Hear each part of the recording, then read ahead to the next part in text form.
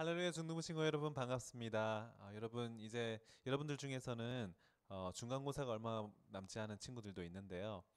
시험을 앞둔 우리 친구들을 여러분들 앞에 하나님께서 지혜와 명철을 허락하여 주시기를 바라고요. 그 무엇보다도 하나님의 임재하심이 여러분과 꼭 함께하기를 간절히 소원합니다. 우리 이 시간 함께 사도신경으로 우리 신앙을 고백하겠습니다.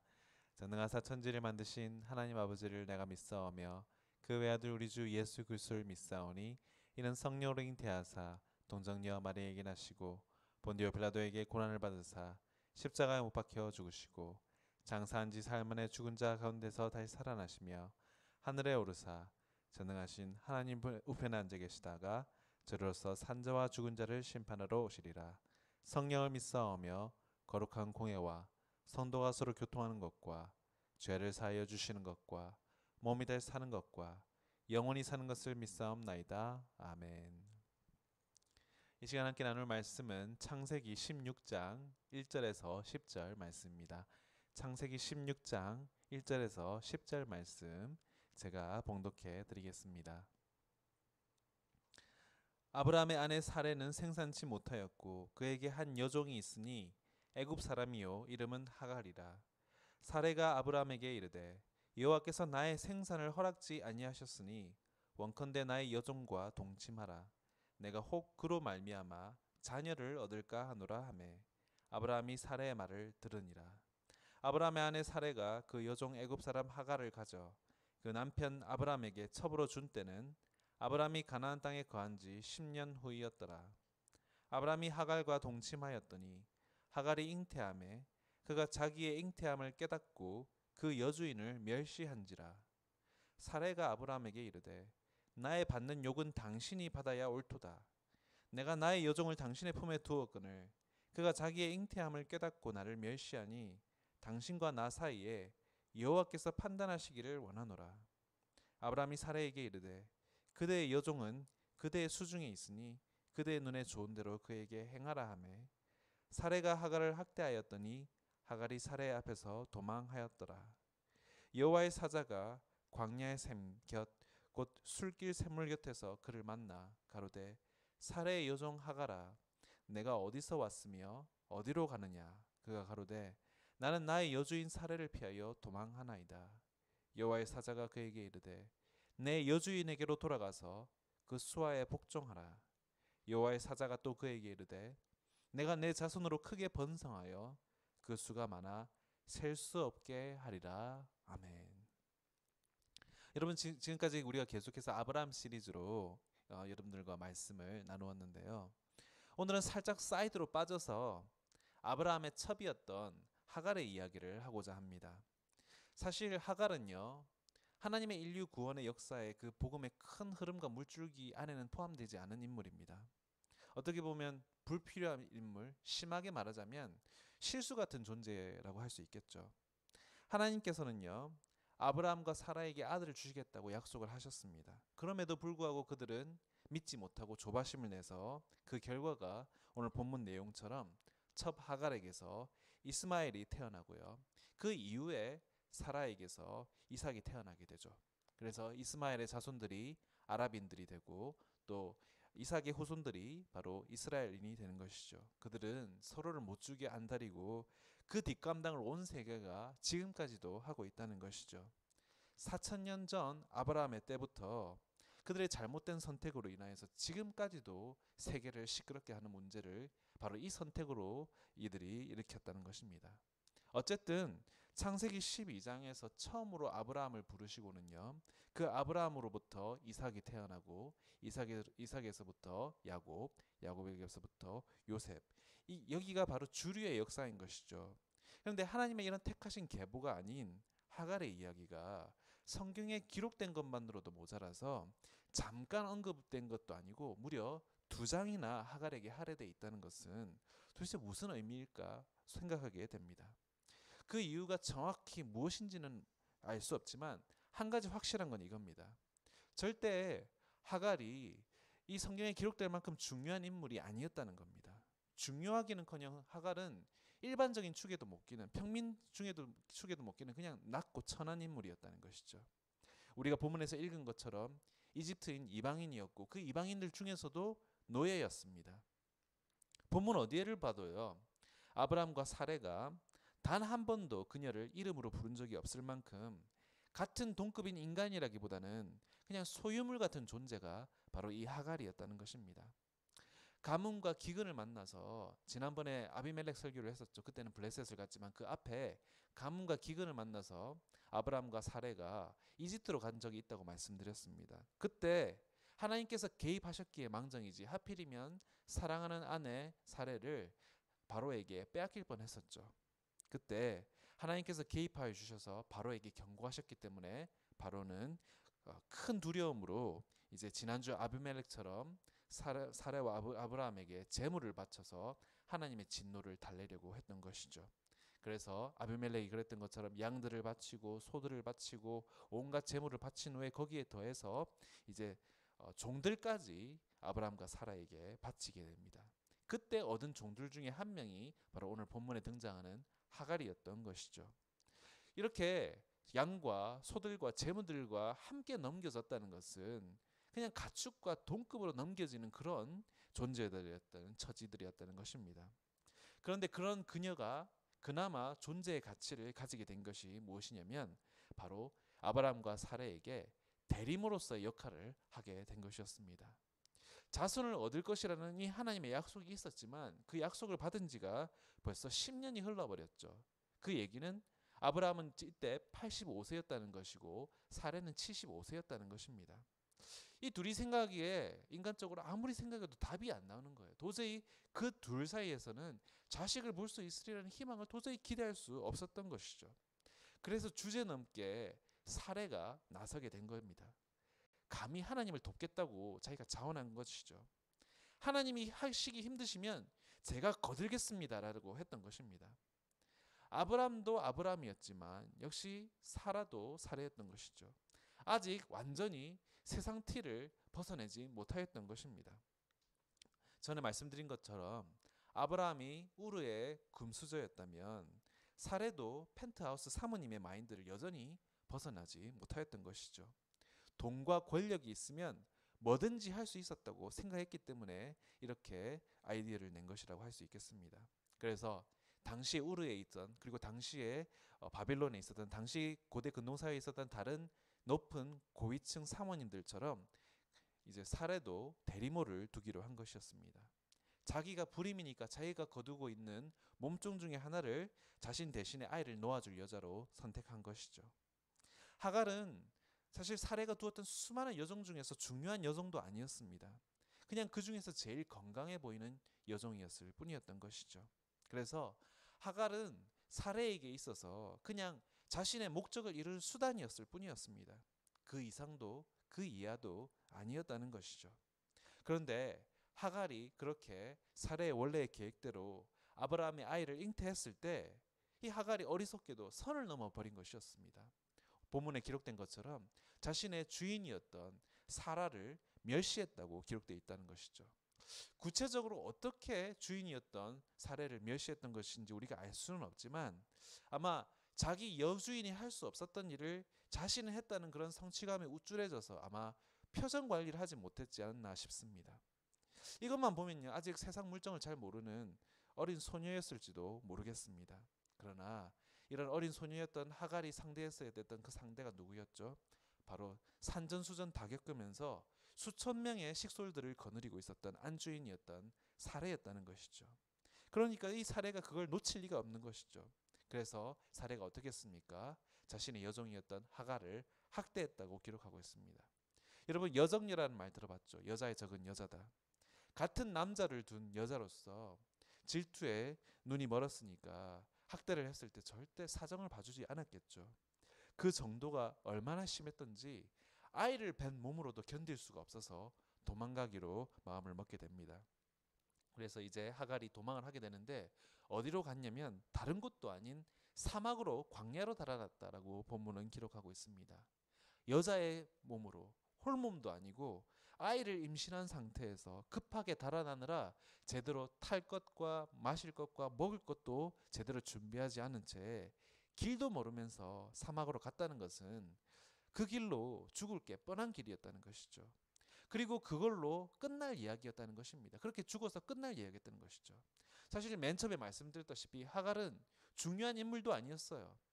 하나님의 그 구속사에 주님이 이 땅에 오시기까지 꼭 필요한 인물도 아니었다는 것입니다. 그런데 중요하지도 않고 필요하지도 않은 아무것도 아닌 천한 신분의 이 어린 몸종에게 오늘 본문을 보니까 여호와의 사자가 나타났다라고 기록하고 있습니다. 마치 가난하고 보잘것없는 집안 출신이었던 어린 소녀였던 마리아에게 하나님의 천사 가브리엘이 나타나는 것처럼 말입니다. 여러분, 그렇게 마리아에게 나타나셔서 가브리엘이 어떤 소식을 전했죠? 마리아에게 아이가 태어날 것이다 라고 말했죠. 그래서 그녀가 아들을 낳으리니 그 아이를 예수라 하라 라고 했고요. 오늘 본문에 나오는 여호와의 사자가 하갈에게 나타나서는 뭐라고 했습니까? 그녀가 아들을 낳으리니 그 아들을 이스마엘이라 하라 라고 말하고 있습니다. 놀라운 일이죠. 하갈이 그 누구도 아닌 예수님의 어머니인 마리아와 유사점을 가지고 있다는 사실이 말이죠. 하갈은요, 사실 여러 가지 의미에서 성경 역사에서 첫 번째를 기록한 여인이었습니다. 먼저 첫 번째로요, 하갈은요 최초로 천사의 방문을 받은 여인이었습니다. 그리고 두 번째로요, 셀 수 없을 만큼 많은 자손을 약속받은 첫 번째 여인이기도 했고요.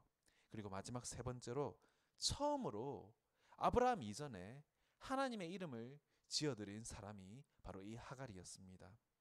엘로이라고 해서 나를 보시는 하나님이라는 이름으로 하나님을 불렀다는 것이죠.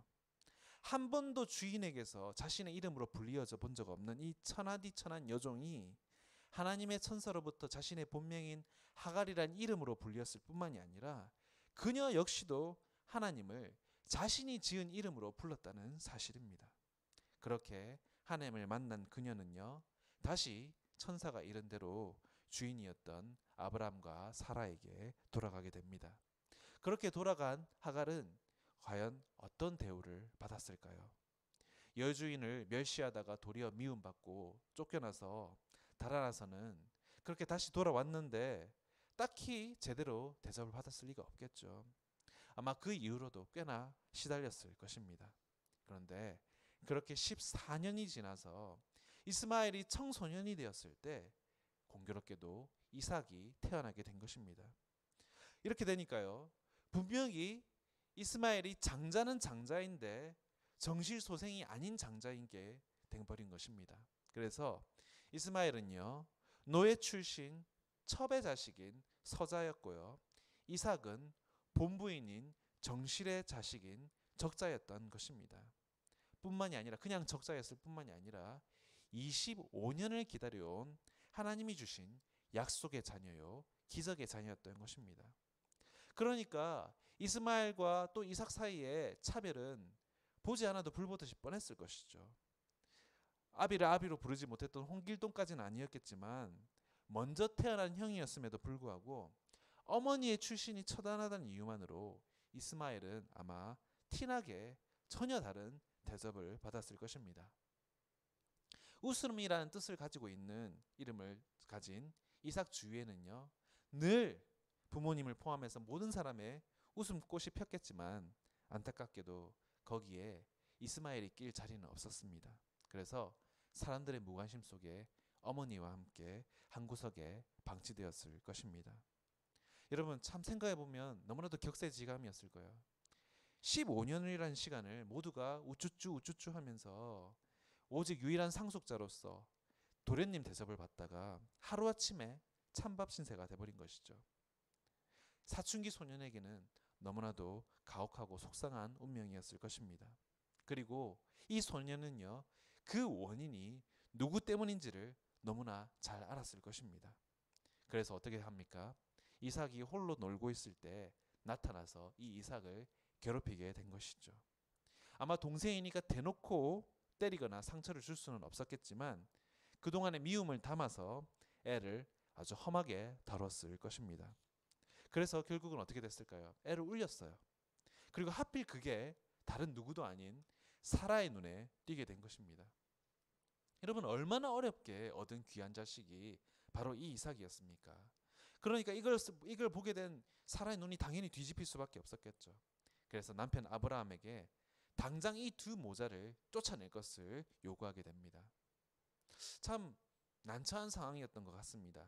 21장 11절에 보니까 그 일이 깊이 근심이 되었다라고 기록하고 있습니다. 그런데 그때 하나님께서 아브라함에게 말씀합니다. 사라의 요구대로 하라고 말씀하셨죠. 내가 책임지겠으니까 걱정 말고 이 하갈과 이스마엘을 내보낼 것을 명하십니다. 결국 두 번째로 하갈은 아브라함의 장막을 떠나서 사막으로 향하게 됩니다. 그런데 이번에는요, 홀몸이 아니라 14살 아들과 함께 말이죠. 혼자 몸도 쉽지 않은데 미성년인 아들을 데리고 사막이라니 정말 얼마나 험난한 앞날이 그들 둘 앞에서 기다리고 있었겠습니까? 결국 어떻게 됐습니까? 금방 가죽 부대에 담았던 물이 다하고요, 탈수와 피로로 인하여서 둘 다 죽을 지경에 이르렀다는 것입니다. 예전에 하갈이 처음 사막에서 죽을 상황에 놓였던 것처럼 이번에도 똑같은 상황이 벌어지게 된 것이었습니다. 그리고 이렇게 이야기가 끝날 줄 알았어요.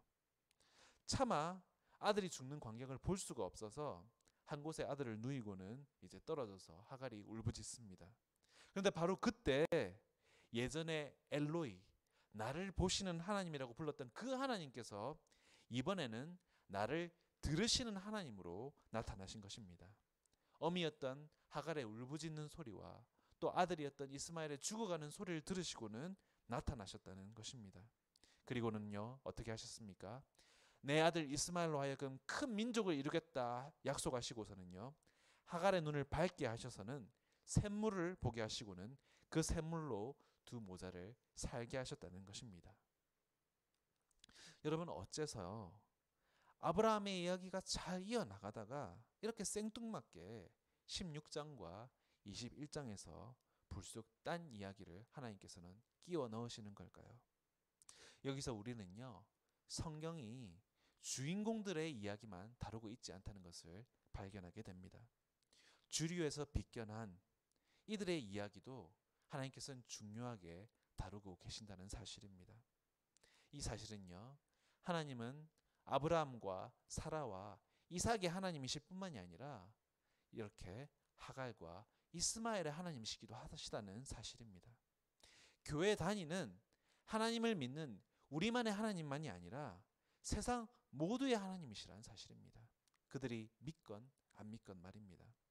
세상에서 가장 하찮고 가치 없어 보이는 사람일지라도 하나님께서는 그 사람에게 의미를 두시고 관심을 기울이신다는 사실입니다. 세상이 그들을 보지 못해도, 그들을 듣지 못해도 하나님은 그들을 지켜보시고 그들의 울음소리를 들으신다는 사실입니다. 그렇다면 여러분, 오늘날의 하갈은 누굴까요? 언론에서 다루지 않는 사회에서 가장 소외된 사람들일 것입니다. 그 누구의 보호와 도움도 받지 못한 채 홀로 자녀를 키우는 미혼모들, 고아들, 과부들, 장애인들, 노인들, 빈곤층들이 바로 이 시대의 하갈들과 이스마엘들인 것입니다. 그런 하갈과 이스마엘을 돌보셔서 죽을 위기에서 구해주시고 복주시고 힘을 주셔서 이스마엘로 하여금 아라비아 사막에서 가장 활 잘 쏘는 사람으로 만드셨고요, 큰 민족을 이루게 하신다는 그 약속을 이루셔서 그들 가운데 함께 하셔서 그들로 복을 받게 하시고 번성케 하셨다는 사실입니다. 여러분, 사람들은요 하갈과 이스마엘의 출신을 보고 그들을 차별했지만요, 하나님은 그들을 차별하시지 않으셨습니다. 이삭의 계보만 신경 쓰신 것이 아니라 이스마엘의 계보도 하나님께서 함께 하시고 섭리하셔서요, 그 결과가 오늘날 어떻게 됐냐면요, 이스마엘의 자손들인 아랍인들이 무려 4억에 이른다는 것입니다. 여러분, 이처럼요 하나님의 눈에는요 인싸와 아싸가 따로 없다는 것입니다. 왜냐하면 모든 인간이 하나님의 형상으로 지음받은 존재들이기 때문입니다. 혹시 여러분 스스로가 느끼기에 본인이 소외되었다, 아무도 자신을 신경 써주지 않는다, 사랑해주지 않는다, 관심 가져주지 않는다 느끼신다면요, 하갈과 이스마엘을 보시고 들으시고 살려주신 그 하나님께서 여러분 역시도 보시고 들으시고 살려주신다는 그 사실을 믿을 수 있기를 바랍니다. 하갈과 이스마엘은요, 아브라함과 사라에게는 대체 가능한 그런 존재였어요. 그렇게 사라져도 아무런 상관없는 그런 존재들이었지만 하나님께는 달랐습니다. 그렇지 않고서야 왜 때때마다 하나님의 천사가 딱 때 맞춰서 나타나서 그들을 도우셨을 수 있겠습니까? 우리 역시도요, 하나님께 지극히 가치 있는 존재들입니다. 그러니까 이날 때까지 눈에 보이지 않는 하나님의 천사들이 우리를 이날 때까지 지켜와 주지 않았겠습니까? 이렇게 우리는요, 우리의 소외됨에 낙심할 필요가 없을 뿐만이 아니라 우리 역시 하나님을 본받아서 소외된 사람들을 돌보고 섬겨야 할 줄로 믿습니다. 성경은요, 우리를 질그릇이라고 말합니다. 그리고 이런 질그릇을 빚은 우리 하나님을 바로 토기장이라고 우리에게 말하고 있습니다. 그렇다면 우리가 질그릇이라면 우리는 무엇을 담는 질그릇이 되어야 할까요?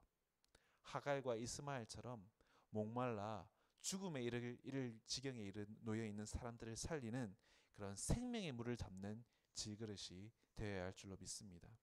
우리는요, 영적으로 목말라서 죽어가는 사람들에게 영원히 목마르지 않는 우리 생명수 되시는 주 예수 그리스도를 소개해야 되는 그런 물병들인 것입니다. 그러니까 우리는 그들에게 메시지를 전달해야 합니다. 당신은 하나님께 의미 있는 그리고 가치 있는 존재라는 사실을 말입니다. 우리는요, 또한 희망과 또 정의에 목말라 울부짖는 사람들에게 하나님께서 그들을 보고 계시고 듣고 계시고 그들을 살려주실 것이라는 그 메시지를 또한 우리는 알려줘야 한다는 사실입니다. 바라기는 우리 모든 남서울미랄교회 중동부 친구들은요, 나를 보시고 들으시고 살리시는 그 하나님의 은혜와 사랑을 늘 기억하면서 감사할 수 있기를 바랍니다. 하나님이 가치 있게 보시는 나 자신의 가치를 소중히 여겨서요, 스스로를 아끼고 사랑하면서 하나님의 눈이 틀리지 않았음을 입증할 수 있는 그런 삶을 살아드릴 수 있는 우리 모두가 되기를 또한 간절히 소원합니다. 또한 이 시대에 하갈들과 이스마엘들을 외면하지 않고 하나님의 마음으로 그들을 품고 그들을 돌보며 그들을 사랑할 수 있는 우리 모든 귀한 친구들 될 수 있기를 간절히 소원하고 축복합니다. 우리 시간 함께 기도하겠습니다. 사랑이 많으신 하나님 아버지, 모두가 주인공만 쳐다볼 때 하나님께서는 구석구석 모든 인물들에게 애정과 관심을 쏟으십니다. 우리 모두가 세상에서 받는 관심과 대우가 제각각 다 다르겠지만 하나님께서는 차별이 없이 우리 모두를 동등하게 사랑의 눈으로 보십니다. 세상 모든 사람들이 다 나를 버리고 외면하고 손가락질해도 끝까지 나를 보시고 돌보시고 살리시는 하나님, 그 하나님을 의지하여서 십자가 앞으로 나아갑니다. 우리의 가장 외롭고 힘들고 어려운 사막의 시간에 우리를 찾아오셔서 우리를 도우시고 축복하시고 소망을 품게 하여 주옵소서. 하갈처럼 우리도 주님의 이름을 부르게 하여 주셔서 주님과 친밀한 관계를 맺게 하여 주시고, 또한 바라기는 우리 주위에 하갈과 이스마엘처럼 소외된 사람들을 관심 있게 눈여겨보게 하여 주셔서 우리를 도우심같이 우리도 그들을 돕게 하여 주옵소서. 이 모든 말씀 사막의 샘물 되시는 우리 구주 예수 그리스도의 이름 받들어 기도드립니다. 아멘. 축도함으로 예배를 마치겠습니다. 이제는 우리 주 예수 그리스도의 은혜와 하나님의 크신 사랑과 성령님의 감화감동 교통하심이 광야 같은 세상에서 주님만 의지하기를 결단하는 주의 자녀들 머리머리 위에 이제로부터 영원토록 함께 있을지어다. 아멘. 여러분 한 주간도 여러분을 보시고 여러분을 들으시고 여러분을 살리시는 하나님만 의지하는 귀한 한 주 되기를 바랍니다. 우리 다음 주에 만나요. 안녕.